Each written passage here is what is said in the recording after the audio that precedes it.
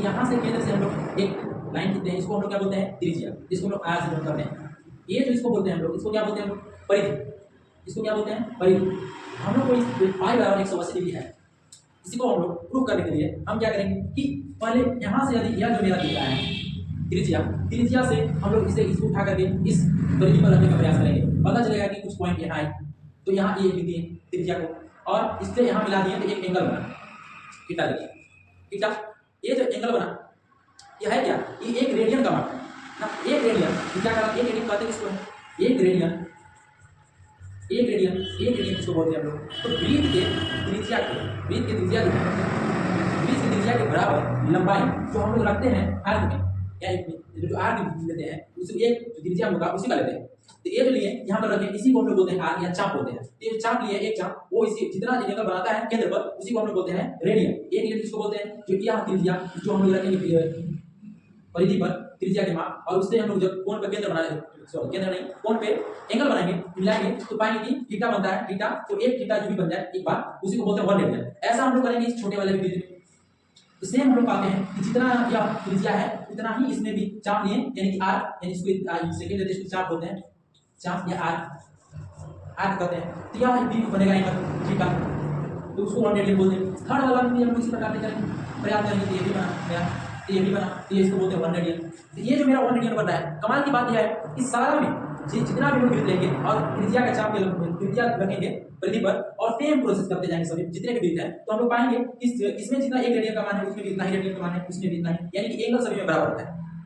ठीक है, तो अब इसके बाद हम लोग क्या करेंगे, यानी कि इससे यह प्रूफ होता है, हम लोग कर सकते हैं कि 1 रेडियन का मान क्या है, त्रिज्या के चाप की लंबाई परिधि पर रख करके जब लोग एंगल केंद्र की ओर जाते हैं तो उसको हम लोग क्या बोलते हैं, हम लोग रेडियन, 1 रेडियन हो जाता है। यानी कि हम लोग कह सकते हैं कि कोण जो है हम लोग का डायरेक्टली प्रोपोर्शनल टू क्या हो जाएगा, डायरेक्टली प्रोपोर्शनल टू चाप, यानी कि आर हो जाएगी।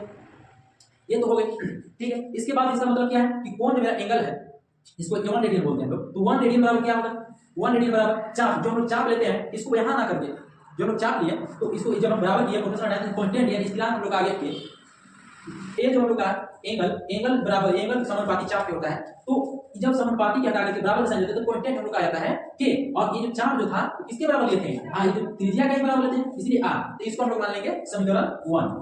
क्या मानेंगे, समीकरण हम लोग 1 इसको मान लेंगे। इसके बाद हम लोग जानते हैं कि ए से ये वृत्त जो हम लोग का है, यह जो वृत्त यहाँ से हम लोग चाप लेते हैं इस त्रिज्या के बराबर, यहाँ है तो 1, इसी प्रकार से हम वैसे बढ़ते जाएंगे, तो यहाँ पर आएंगे तो टोटल यहाँ तक अगर छोड़ करके तो यहाँ पर कितना हो जाएगा यह, तो हम लोग जानते हैं कि परिधि होता है, परिधि जो होता है हम लोग क्या आता है 2 पाई आर। अब हम लोग आधी दूरी तक आए हैं, जब आधी दूरी तक आए तो इसका मतलब क्या है, यह बच गया हम लोग का कितना पाई आर, यहाँ से यहाँ तक पाई आर, और हम लोग ये भी जानते हैं कि यहाँ से एंगल तो ये बना कौन, लेकिन यह जब आधी दूरी आए तो ये हो जाता है 180 डिग्री। ये तो हम लोग पहले से भी पढ़ते आ रहे हैं 180 डिग्री हो जाती है, तो ये हम लोग कह सकते हैं कि 100 एंगल कितना लिखेंगे 180 डिग्री।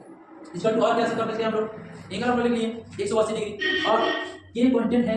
इसके बाद हम लोग को पाई आर, तो पाई आर हम लोग इसको लेंगे क्योंकि यहाँ तक आधा है कांस्टेंट। अब इसको मान लेंगे हम लोग सेकंड समीकरण। अब हम लोग क्या करेंगे कि फर्स्ट समीकरण को, सॉरी सेकंड समीकरण में फर्स्ट समीकरण से भाग देंगे।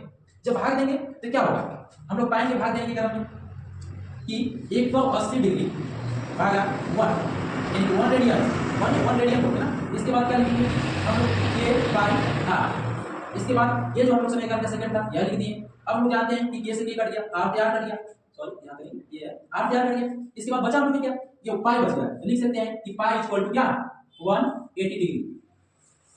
ये हम लोग आपको बोला कि कैसे आती है पाई का वैल्यू 180 डिग्री, आखिर होता कैसे है। तो चलिए मिलते हैं हम लोग इसके बाद नेक्स्ट वीडियो में, तब के लिए जय हिंद।